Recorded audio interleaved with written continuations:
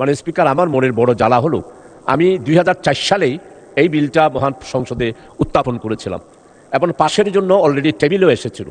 তখন আমাদের স্পিকার ছিল ব্যারিস্টার জমির উদ্দিন সরকার মহোদয়। তো যেদিন পাশ হবে এবং বিলটা আমরা সবাই উৎসাহ উদ্দীপনা, আমার জমাত সহ, আমি তো তখন 4 জনীয় জুটেই ছিলাম, তো সবাই আমরা উৎসাহ উদ্দীপনা নিয়ে সেদিন এসেছিলাম। সেই দিন আমাদের মাননীয় প্রধানমন্ত্রী, দেশনেত্রী, 3 বারের প্রধানমন্ত্রী, আমার অত্যন্ত পরম শ্রদ্ধাভাজন, উনি আমাকে স্নেহ করতেন। উনি আমাকে ডেকে যখন বললেন যে আমরা বিলটা বিবেচনা করব, নির্বাহী আদেশ দেব, আপনি উইথড্র করেন। তো আমি সেই এটার পরিপ্রেক্ষিতে আমি উইথড্র করেছিলাম। এটা আমাদের সম্মানিত তখনকার দিনের ডক্টর খন্দকার মোশাররফ সাহেব, উনি উপস্থিত ছিলেন, সবাই আপনারা পুরাতন যারা আছেন। তো কিন্তু সেই যে 2004 সাল, আজকে 2026 সাল, এখনও পর্যন্ত আমি যে পোস্টমর্টম অ্যামেন্ডমেন্ট বিল, মাননীয় স্পিকার আপনি নিজেও জানেন, প্রতিদিন সড়ক দুর্ঘটনা, প্রতিদিন আমাদের বিষ প্রয়োগে মারা যাচ্ছে, পানিতে ডুবে মারা যাচ্ছে, নৌকায় ডুবিতে মারা যাচ্ছে।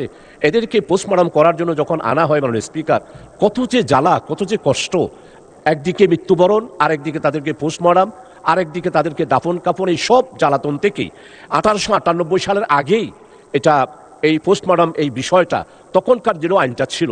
মানে স্পিকার, আমি এই জন্যে এই দুঃখ, এই ব্যথা, এই বেদনা, জনগণের এই গ্লানি থেকে মুক্ত হওয়ার জন্যই আমি অত্যন্ত সাজানো গুজানোভাবেই এই বিলটি আমি দীর্ঘদিন সাধনা করেই আমি আবারও এতদিন পর, প্রায় 22 বছর পর আবার এই বিলটি এনেছি।